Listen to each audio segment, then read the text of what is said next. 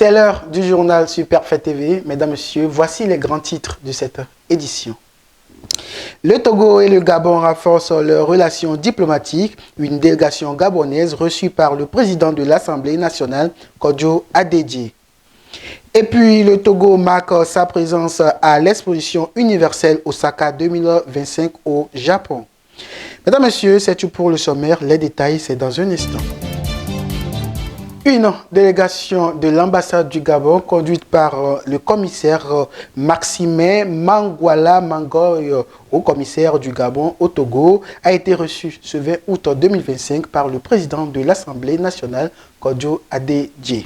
La rencontre a permis aux deux personnalités de discuter de plusieurs sujets dans le cadre du renforcement des relations bilatérales et diplomatiques entre les deux pays. Des précisions avec la télévision togolaise.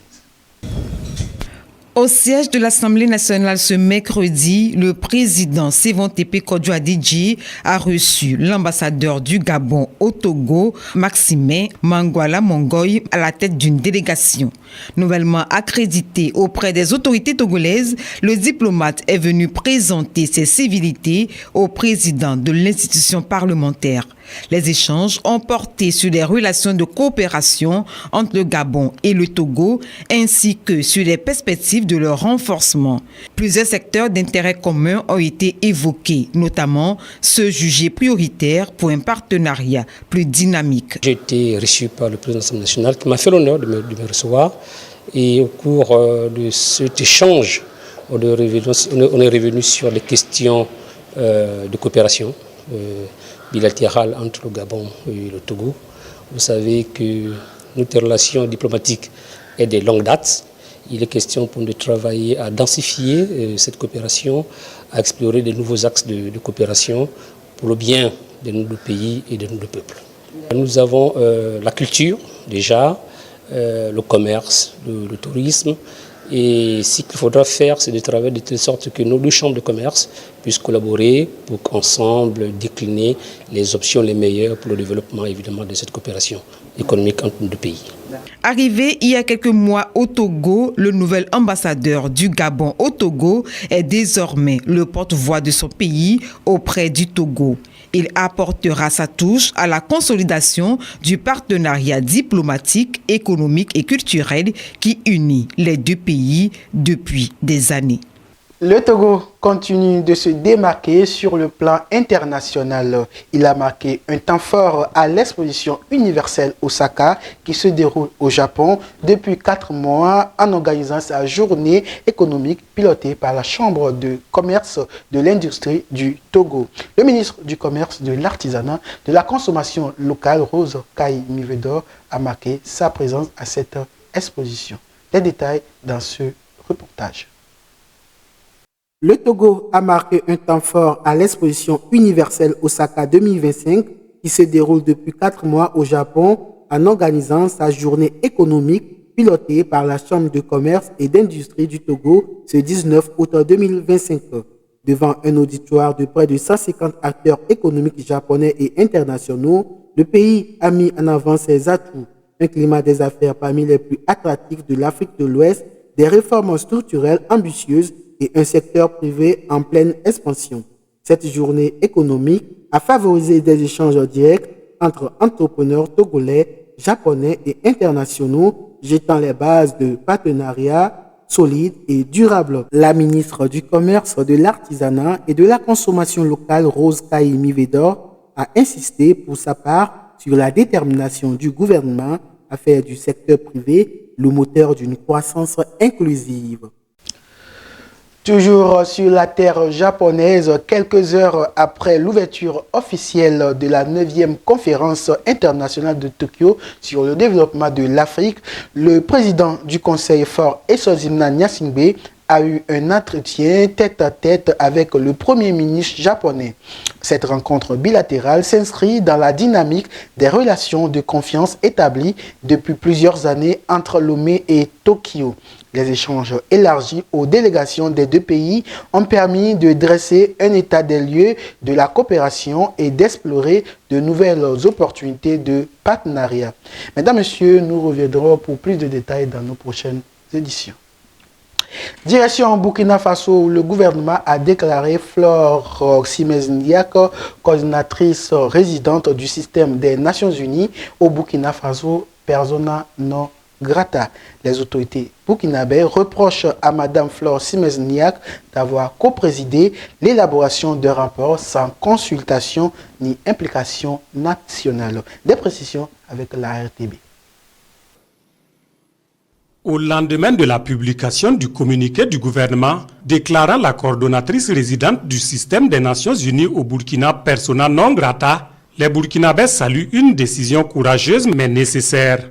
Pour elle, il n'est plus question de tolérer sur notre territoire ceux qui font semblant d'accompagner le peuple burkinabé, mais qui, à la lumière des faits, agissent plutôt comme des bourreaux. J'étais content de la réaction de notre gouvernement à travers ce communiqué qui en train de prouver que le pays n'est plus comme avant. Eh bien, il faut que dans ces genres de rapports, qu'on puisse consulter les locaux et savoir en fait la véracité même de ce que l'on est en train de produire pour ne pas avoir à donner des inepties ou bien des rapports biaisés sur une situation qu'on ne maîtrise pas trop. On dit chez nous, c'est la personne qui dort dans une maison qui sait là où ça coule. Donc si ça ne tenait qu'à moi, on devrait même l'intimer, en tout cas dans un bref délai, si ça ne tenait qu'à moi, même 24 heures même, pour qu'elle quitte le Burkina Faso. Parce qu'elle n'est pas une personne qui veut le bien même de notre nation. Et toute personne qui est contre, en tout cas, les intérêts de notre nation, je pense qu'on doit être très radical avec ces gens de personnes. Et ce que je pense aussi, je pense que c'est mieux, ils n'ont qu'à trouver quelqu'un qui est compétent pour venir travailler. C'est ce que nous on veut, quelqu'un qui est compétent, qui a l'expérience, qui sait ce qu'on appelle travail diplomate. C'est ça que nous on cherche. Pour ces Burkinabés, ce n'est qu'une absurdité que de faire croire que les forces combattantes burkinabées peuvent être responsables de violations graves contre des enfants. Eux qui s'évertuent jour et nuit à faire en sorte que la paix revienne, cela au péril de leur vie. La question qu'elle a fait cas, et je suppose qu'elle n'est pas partie là-bas. Elle n'a pas pu se rendre directement sur le terrain et c'est à travers les affirmations de ces soi-disant groupes qui peut-être endeuillent nos familles ou la nation en telle qu'elle s'est basée pour donner des informations erronées. Et j'apprécie vraiment le courage et la promptitude du gouvernement à réagir face à certaines personnes qui se croient intouchables et qui pensent que nous sommes encore dans des temps anciens où ils peuvent se permettre de tout. Vraiment, j'encourage le gouvernement à toujours continuer dans ce genre d'élan pour notre grande souveraineté qui s'affirme de jour en jour. Tel qu'un président ne veut pas travailler pour eux, tout temps que tu fais, c'est pas bon. Selon eux, et ce que les dirigeants du Burkina ou bien de l'AIS font, c'est pas bien pour eux. Donc voilà pourquoi il ne peut même pas dire qu'on a fait du bon travail. Donc on est fiers de notre président. Ce qu'ils font, c'est très bien pour nous. Carole Flore Simez-Ndiak est la deuxième coordonnatrice du système des Nations Unies au Burkina Faso à être déclarée persona non grata après Barbara Manzi. Pour nombre de Burkinabés, l'ère de la souveraineté est réellement en marche au pays des hommes intègres.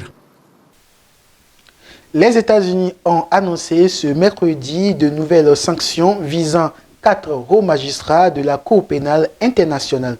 Parmi eux, le Sénégalais Mame Mandiaye Niang, procureur à La Haye, figure désormais au cœur d'un bras de fer entre Washington et l'institution judiciaire internationale. Juriste reconnu, Mame Mandiaye s'est illustré par son engagement en faveur de la lutte contre l'impunité en Afrique et dans le monde.